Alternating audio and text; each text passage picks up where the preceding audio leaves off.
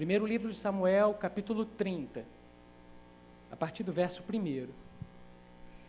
Pastor Jonas, o senhor foi muito feliz, e o senhor e a liderança da igreja, em escolher um tema tão abençoado, em escolher um tema com tanta relevância, porque quem de nós duvida que vivemos tempos difíceis?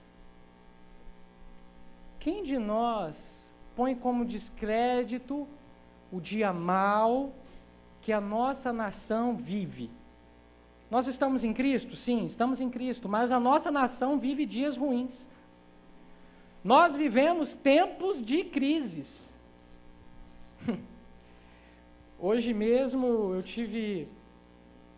Essa semana eu tive uma notícia muito desagradável ao assistir TV. Eu vi um jovem com quem eu cresci, cantava comigo quando adolescente no coral, e eu vi ele na TV, um canal local, dentro de um camburão da polícia, sendo preso porque tentou roubar um táxi armado. Ver ele sendo ovacionado pela TV, óbvio que por consequência de seus próprios erros, mas eu ter visto meu amigo, aquele com quem eu cresci, naquela situação, eu fiquei muito abalado, eu fiquei muito triste. Triste por imaginar a decepção e a vergonha da sua mãe, minha amiga, amiga da minha família, irmã, serva de Deus, missionária, por sinal. O que dizer numa situação dessa? O que dizer quando se perde um filho em uma gestação? O que dizer quando se perde seu filho adolescente, quando você descobre que aos 12 anos ele é dependente químico?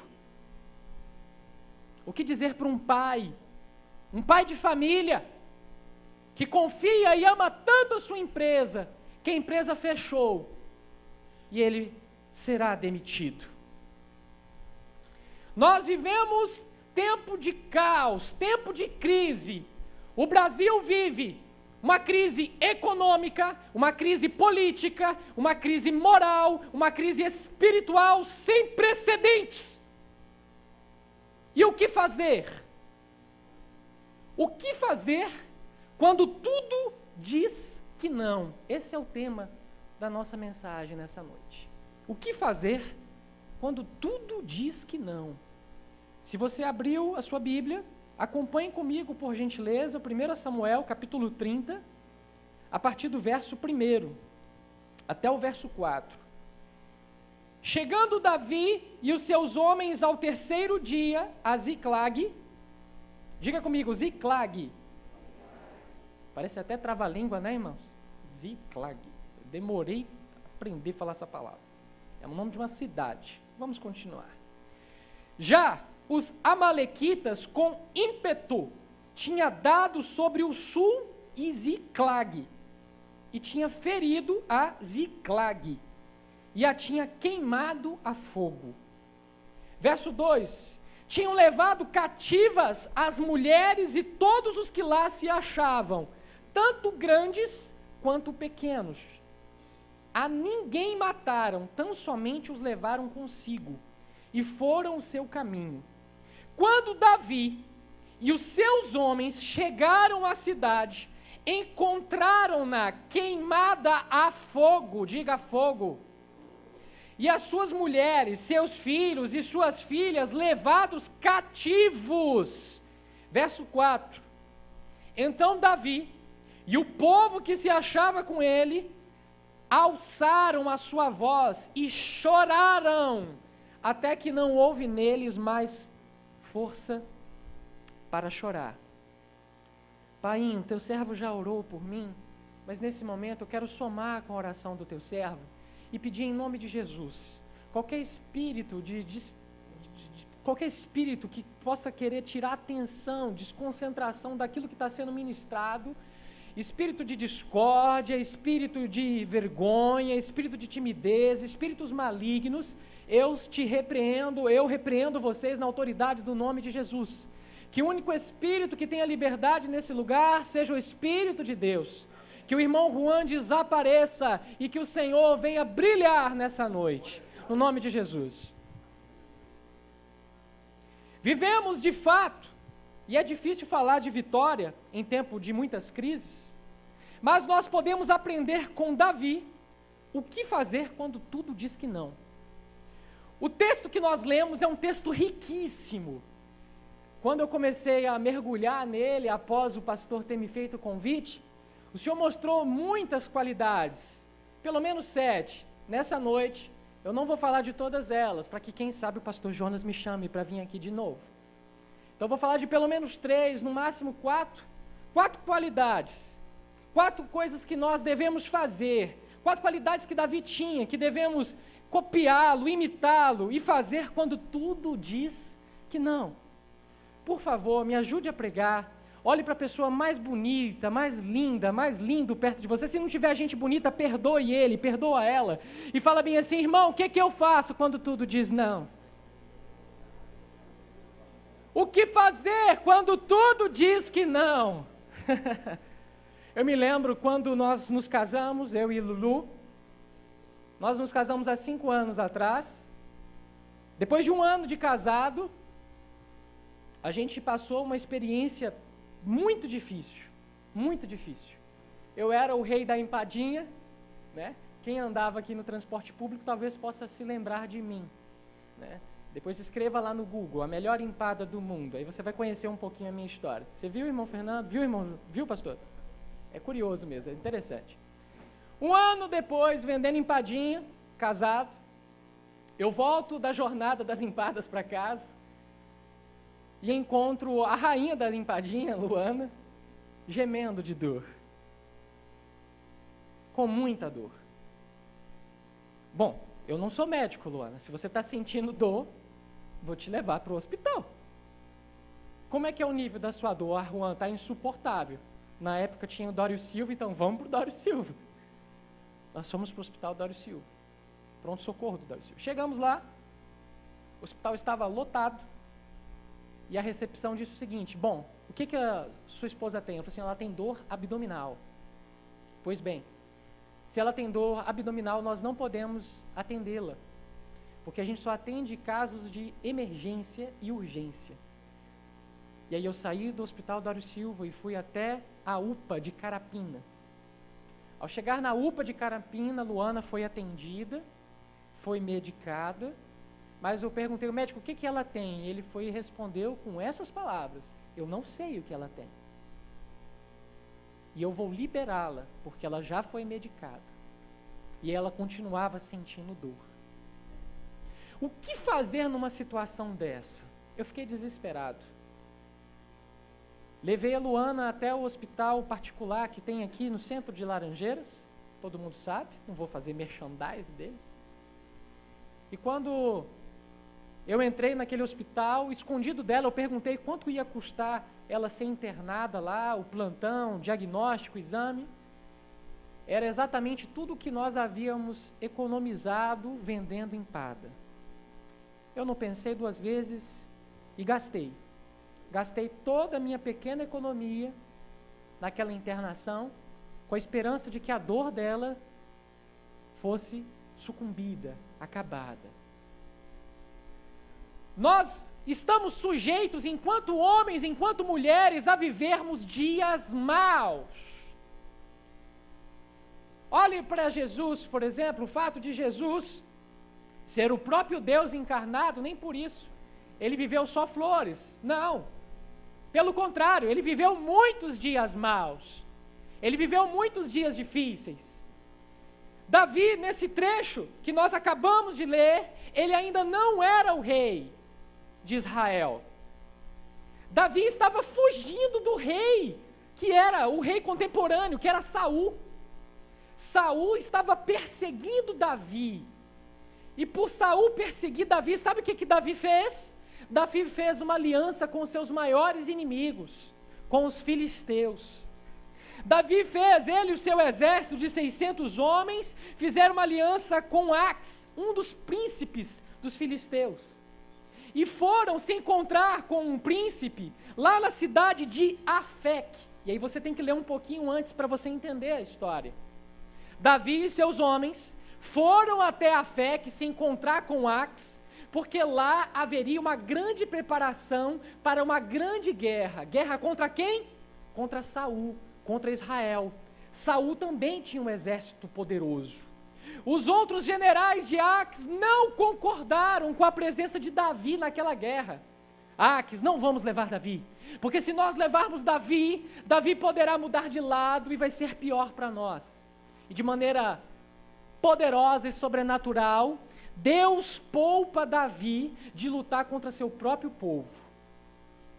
Aquilo que parecia júbilo, 3 dias depois, tornaria-se em pranto, em dor e em tristeza. Porque Davi foi liberado, ele e seus homens, para voltar para casa. Qual era a casa que Davi tinha, ele e seus homens? Davi tinha ganhado dos filisteus a oportunidade de morar em uma cidade chamada Ziclag. O nome difícil, né? Ziclag. Ziclag se tornou a cidade refúgio de Davi e do seu exército de 600 homens. Quando Davi voltava com seus homens, era aproximadamente 128 quilômetros. Era uma marcha de mais de 40 quilômetros por dia. E não é uma marcha simples, em ruas asfaltadas, como é a nossa rua. Eu até fui pesquisar o que é 128 quilômetros. Tem alguém aqui de Itapemirim? Tem alguém? É como se fosse andar daqui até Itapemirim. Olha só. Se você for olhar para o norte do estado, é como se você fosse andar daqui do centro de Laranjeiras até o centro de Colatina a pé.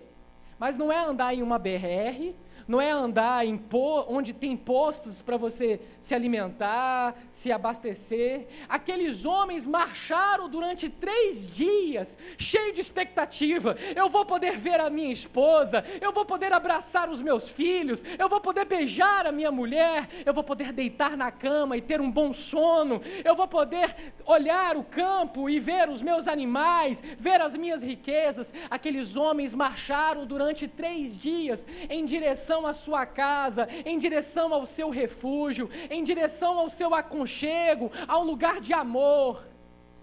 Imagina a cena, irmãos, quando eles estão se aproximando, cerca de 200, 300 metros da cidade, eles conseguem avistar vários focos de fumaça, e aquilo que era alegria, aquilo que era uma boa ansiedade, se torna desespero. Davi e seu exército, cansado, penso eu que eles começaram a correr em direção à cidade, na hipótese, se a cidade ainda estava sendo atacada, poder proteger ou salvar alguém. E quando chegam dentro daquela cidade, o que é que eles encontram? Eles encontram destruição. Eles encontram as suas casas queimadas, as suas camas queimadas, eles encontram o seu gado roubado, as suas riquezas roubadas, e o pior, as suas famílias, as suas mulheres, os seus velhos, os seus filhos, as crianças, todos foram levados cativos como escravos. Irmãos, é que nós vivemos uma realidade num país pacífico, e é difícil a gente compreender e entrar dentro do texto. Mas para que fique mais claro para você, o que é pior? Ser assassinado pelos radicais islâmicos, pelo Hamas, por exemplo, lá no Oriente Médio? Ou você ser sequestrado por eles? O que é pior? Ser sequestrado é muito pior. Quem não se lembra daquela cena trágica, que eles mantiveram alguns pilotos jordanianos dentro de uma jaula durante meses, e depois tacaram fogo neles?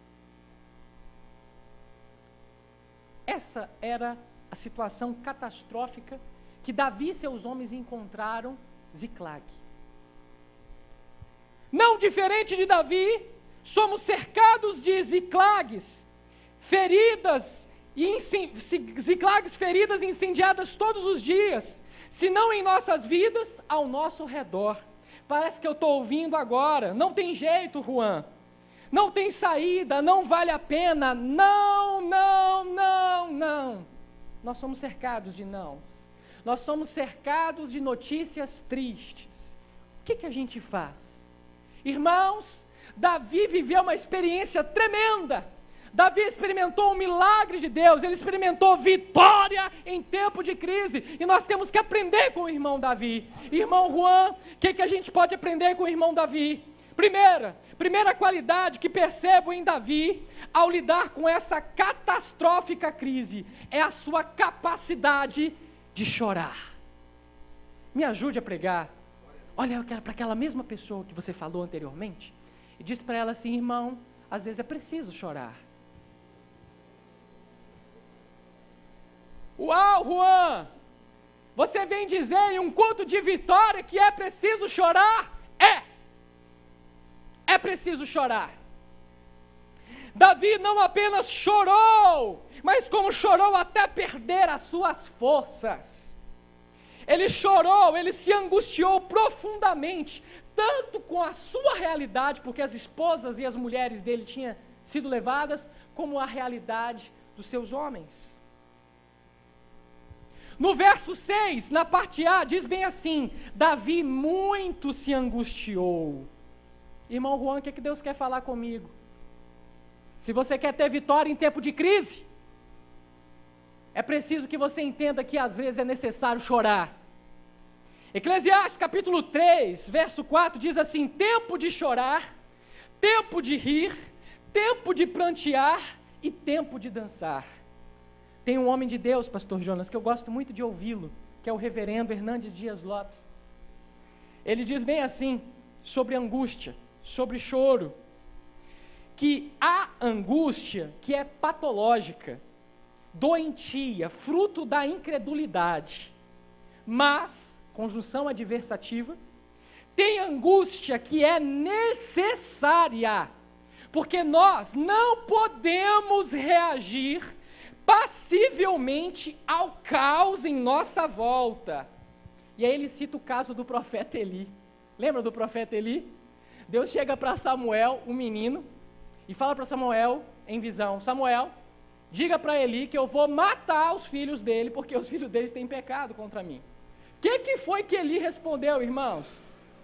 Eli chegou e disse lá em Samuel, capítulo 3, 1 Samuel, capítulo 3, verso 18. Ele é o Senhor. Parece que está até louvando diante do juízo de Deus. Ele é o Senhor. Faça o que bem parecer aos seus olhos. Irmãos, sinceramente, se Deus chega para mim, Letícia, e fala bem assim: olha, Juan, amanhã às 12 horas, eu vou tacar uma bola de fogo lá no seu negócio. Vou matar a sua mulher, vou matar a sua sogra. Minha sogra não, porque ela é uma benção, ela está aqui hoje. Mas vou matar, vou queimar os livros, tudo que você tem. Irmão, se Deus fala um negócio desse para mim, eu não faria como o Eli falou. Ele é o Senhor. Faça como bem parecer aos seus olhos. Irmãos, eu ia chorar. Talvez eu não mudasse o que Deus queria fazer, mas que eu ia prantear, que eu ia me angustiar, que eu ia rasgar as minhas vestes. Deus queima a loja, mas não queima a minha sogra não. Queima a loja, mas não queima a minha esposa. Não mata ela não, Senhor, me mata.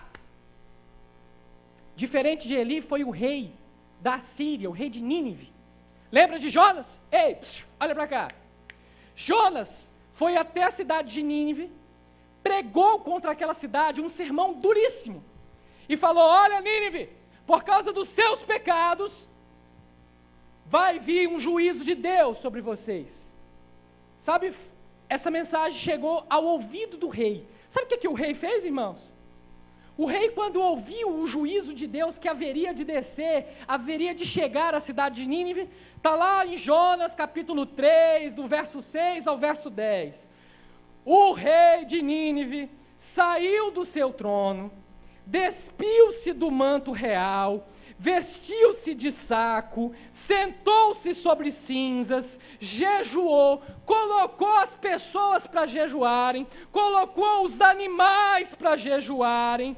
Ele se converteu ao Deus de Israel, ele influenciou a sua nação a também se converter, ele clamou a Deus por misericórdia. Irmão Juan, o que Deus quer falar comigo? Ei, o quer viver vitória em tempo de crise, entenda que é necessário chorar, porque chorar é reconhecer nossas misérias, chorar é reconhecer os nossos pecados, chorar é reconhecer nossas limitações, chorar é não se conformar com o pecado, com o caos, com o mundo. Chorar é ser capaz de sentir dor pelo que realmente tem valor. Aqueles homens não choraram apenas pelo gado, aqueles homens não choraram apenas pelas suas casas, eles choraram pelas suas famílias. Irmão Juan, o que é que Deus quer falar comigo? Deus procura homens e mulheres que chorem por suas famílias. Deus procura homens que não apenas tenham um ímpeto de um choro emocional, mas um choro sincero, de um coração quebrantado, que deseja por mais de Deus e que reconhece a sua dependência do eterno. Tem que chorar. Olha o que Tiago disse no capítulo 4, dos versos 8 ao verso 10. É um dos trechos mais lindos da Bíblia. Se você puder anotar, anote. Chegai-vos a Deus, e Ele se chegará a vós. Purificai as mãos, pecadores, e vós que sois de ânimo dobre, limpai o coração, afligi-vos, lamentai e chorai. Converta-se o vosso riso em pranto, e a vossa alegria em tristeza. Humilhai-vos na presença do Senhor, e Ele vos exaltará. Aleluia, bendito é o nome do Senhor.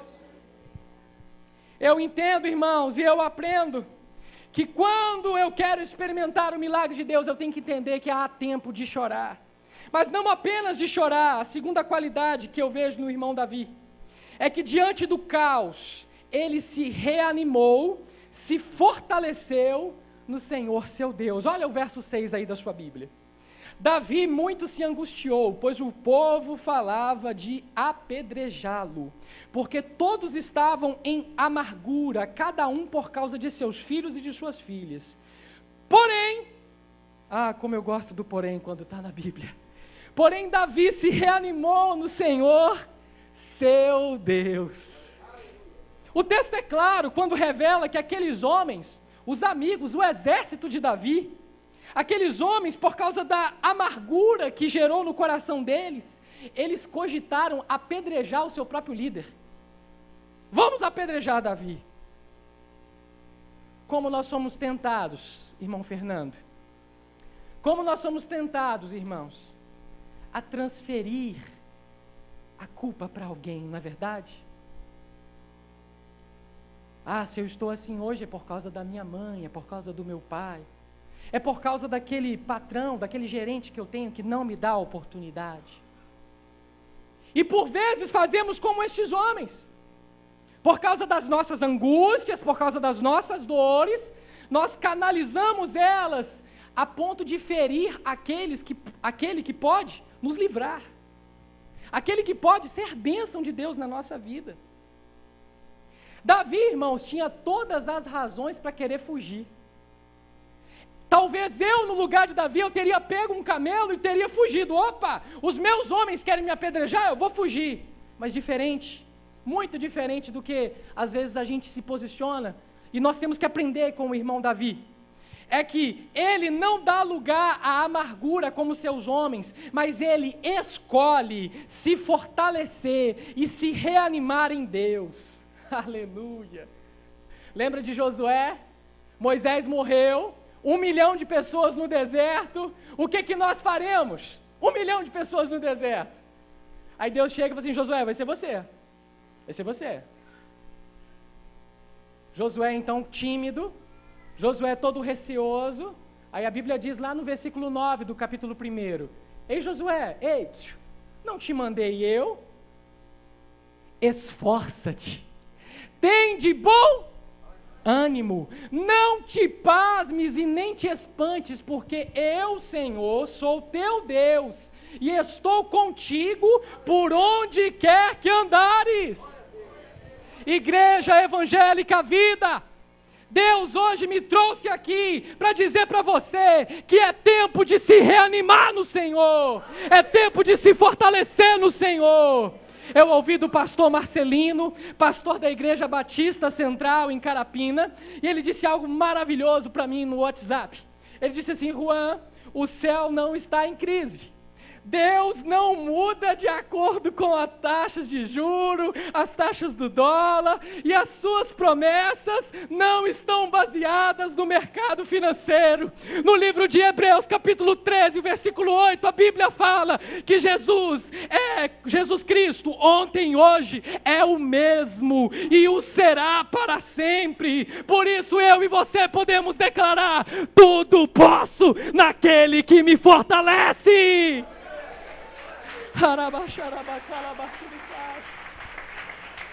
Ei, decida hoje se fortalecer no Senhor. A ilustração que eu vou contar para vocês agora é algo que eu vivi em minha infância. Eu cresci numa igreja muito tradicional, Igreja Metodista do Brasil, em Itapuã. Na época, eu menino, criança, eu tinha como pastor quem é hoje o apóstolo Aurélio Jesus dos Santos, um homem de Deus, o homem que me batizou. O pastor Aurélio tinha um hábito muito curioso e muito legal. Quem sabe um dia a gente aplica ele aqui, faz uma experiência. Bem legal. Olha só que interessante. Ele convidava as crianças para virem aqui à frente da tribuna, à frente do púlpito, antes delas irem para a salinha, antes do sermão.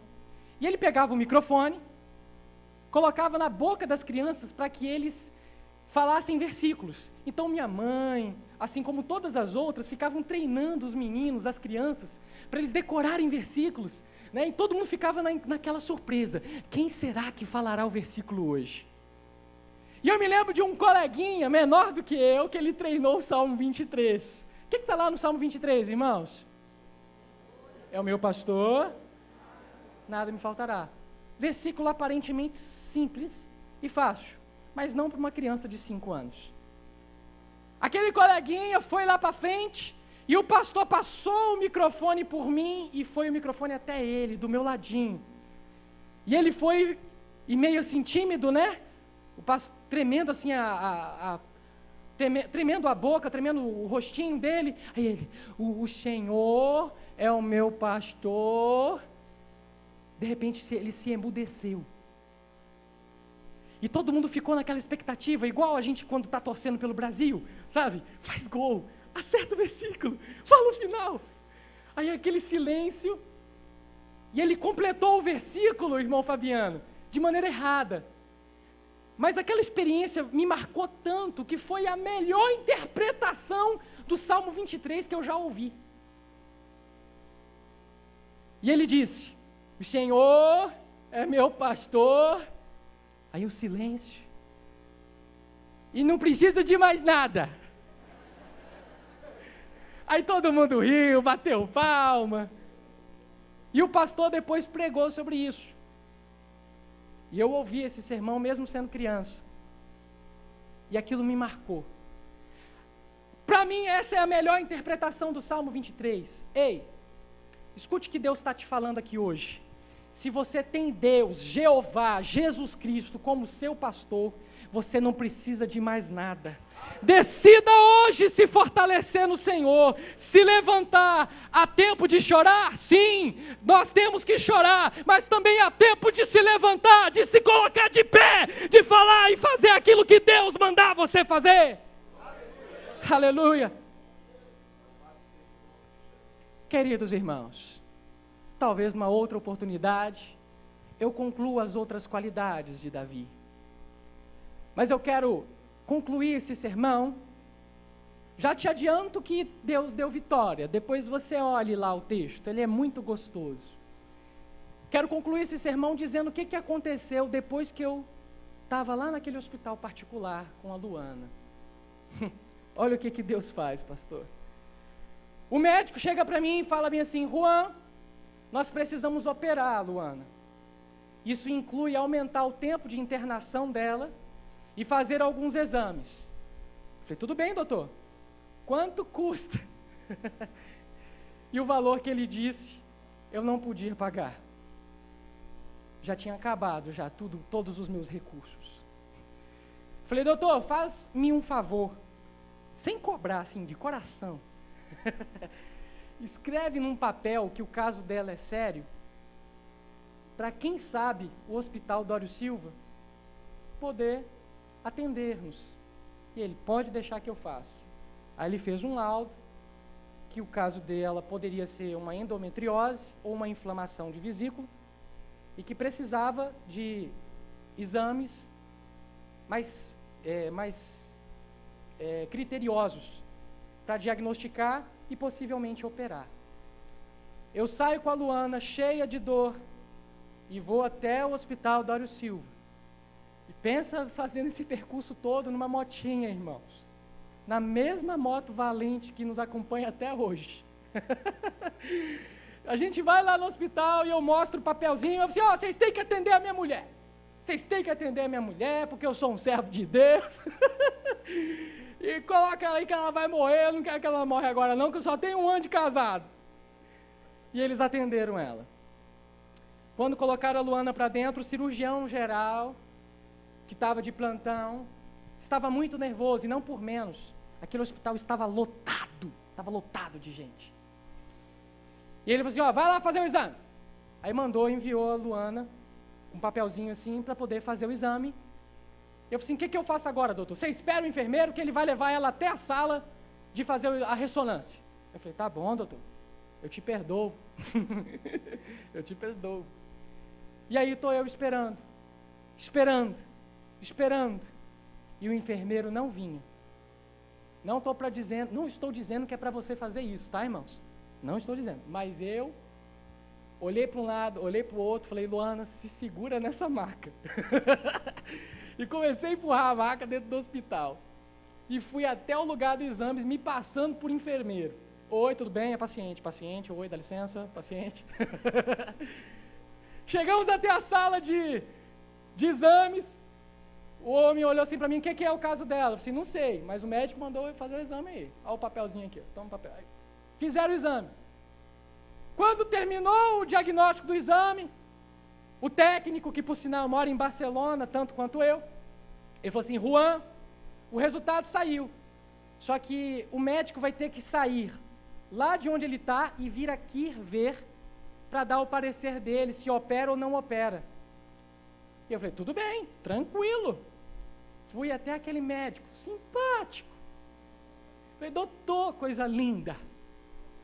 O resultado do exame saiu, só que o senhor precisa ir lá. Ele olhou para aquele corredor cheio de pessoas, na sala de operação, estava acontecendo a operação, ele falou assim, eu não posso fazer isso. Você precisa trazer esse resultado impresso. Eu falei, mas como? O problema é seu, a mulher é sua.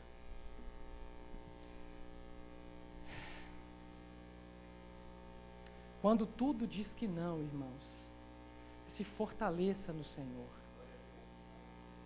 Vai eu e a Luana na maca, correndo naqueles corredores. Volto lá naquela sala de exames e falo assim, fulano, me dá o resultado aí impresso em nome de Jesus. Ele falou assim, olha, a máquina está quebrada. Essa máquina, naquele tempo, naquela época, ele disse que valia mais de 600 mil reais e que tinha apenas uma pessoa que podia mexer, que era um técnico especialista daquela máquina, que viria de São Paulo de avião ao amanhecer. Ou seja, eu teria que esperar passar a madrugada, passar a manhã, o técnico chegar e consertar. Eu falei, rapaz, mas não é igual a impressora de casa não, que você tira os fios, coloca os fios de novo, dá reset. Não, não é. Essa é uma máquina sofisticada, é uma máquina cara. Você já fez de tudo? Eu falei, eu já fiz de tudo e nem poderia fazer, porque essa máquina é cara, nós não podemos mexer nessa máquina. Aí eu falei, mas você pode pelo menos ligar ela. Eu falei, não, se você está pedindo para ligar, eu vou, mas é em vão. Aí eu falei, então, peraí. Eu dobrei os meus joelhos,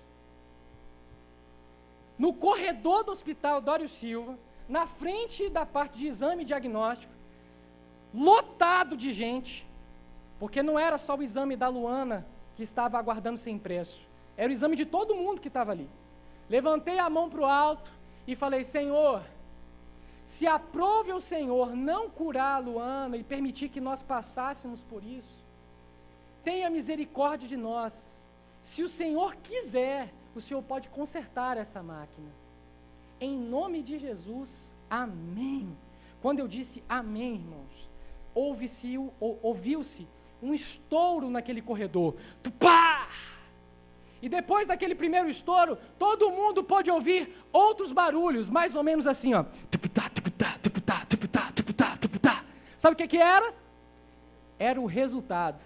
Não apenas o resultado da Luana, mas como o resultado de todos. E as pessoas começaram a dizer: só pode ser Deus, só pode ser Deus, só pode ser Deus. E eu disse: é Deus. Eu não sei qual é o caos que você vive, eu não sei qual é a ziclague que você vive, mas creia, creia, não em mim, mas creia na palavra de Deus, que o Senhor pode mudar a sua história. Se de alguma forma Deus falou contigo, põe-te de pé, eu quero te abençoar, eu quero orar pela sua vida. Aleluia, bendito seja o nome do Senhor. Irmãos, eu não sei cantar esse hino, mas eu só sei a parte que é necessária. Quando tudo diz que não, sua voz me encoraja a prosseguir. Oh, aleluia, bendito é o nome do Senhor. Posso fazer uma oração de desafio, pastor Jonas? Eu vou orar por todos que se colocaram em pé. Mas se você tem uma situação que é impossível, como foi a que eu vivi, corra aqui na frente, nem que seja para chorar, mas o Senhor hoje vai te dar o ânimo que você precisa. Eu quero abençoar você, eu e toda a equipe da Noite da Bênção, queremos te abençoar, queremos ministrar o milagre de Deus na sua vida. Eu estarei com vocês nessa campanha, nesses 7 dias, porque eu também busco o meu milagre, eu também busco o socorro de Deus. Aleluia, glória a Deus, bendito é o nome do Senhor, bendito é o nome do Senhor.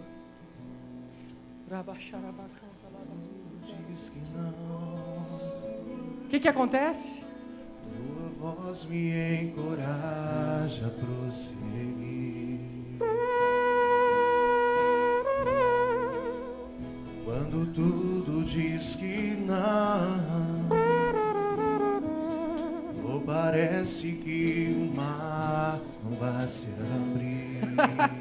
Olha que parte tremenda, ó. Eu sei que não estou só. Dizes sobre mim, não pode se frustrar.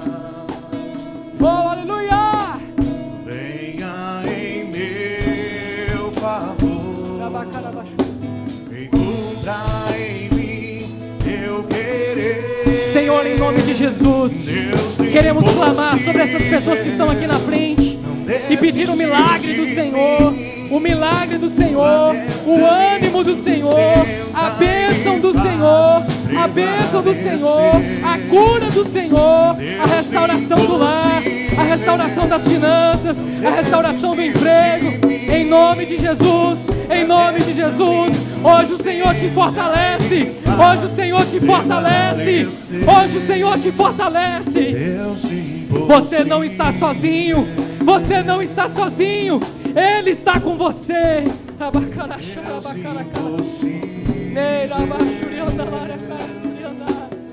Aleluia.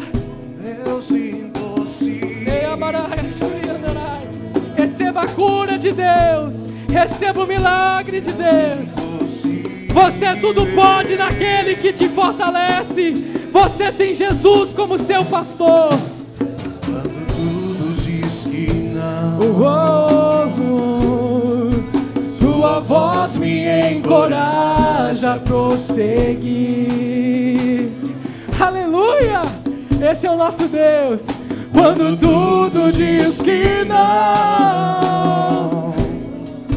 ou parece que o mar não vai se abrir, escute o que Deus fala fala contigo nesta noite. Você não está só. E o que dizes sobre mim não pode se frustrar. Ó Senhor, venha em meu favor e cumpra em mim teu querer. Cante! Deus do impossível não desistiu de mim. Sua destra me sustenta e me faz prevalecer. Deus do impossível não desistiu de mim. Sua destra me sustenta e me faz prevalecer. Deus do impossível. Se você pode, se você consegue, olha para mim só mais um instante. Só mais um instante. Davi se animou no Senhor. E depois que ele se animou, ele foi em busca da sua família. Ele foi em busca da sua vitória. Irmão Juan, o que Deus quer falar comigo? Tem tempo de chorar, sim. Tem tempo de se animar, sim. Mas também tem um tempo de ir, de partir, de fazer aquilo que Deus mandou. Ei, escute. Não saia daqui do mesmo jeito que você entrou. Saia com a sua mente posicionada, com o seu coração posicionado, decidido a fazer diferente, a ser um homem diferente, a ser uma mulher diferente, a viver do jeito de Deus. Só quem tem fé, abra sua mão. Eu vou abrir a minha aqui também. Repita comigo: Senhor Jesus, eu não estou nesta campanha em vão. Eu tenho um propósito. Eu tenho um propósito.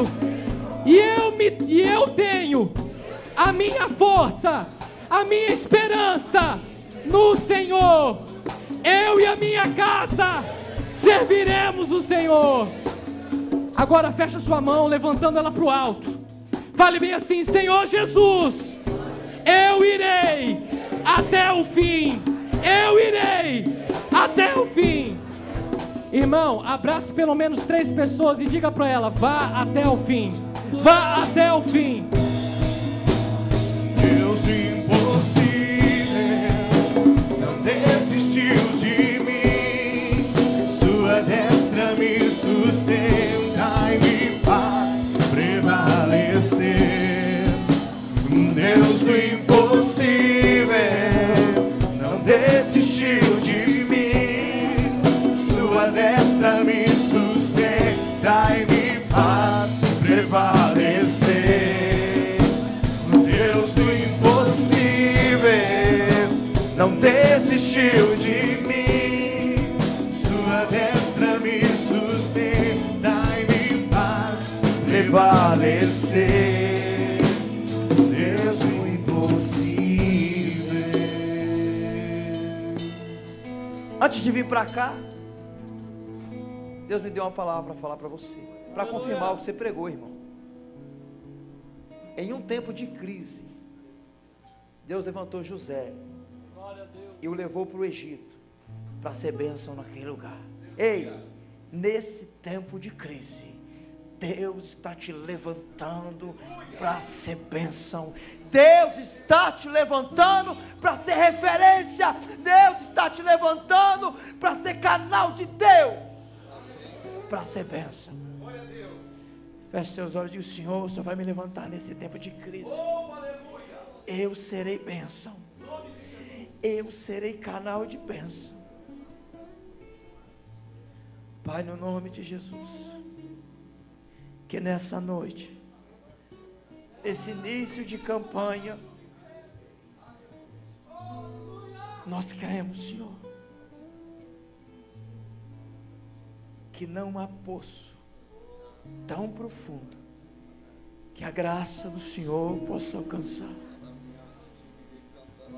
Nós podemos até estar passando por um vale, mas nós olharemos para os montes. E vamos nos lembrar que o nosso lugar é ali. E nós seremos bênção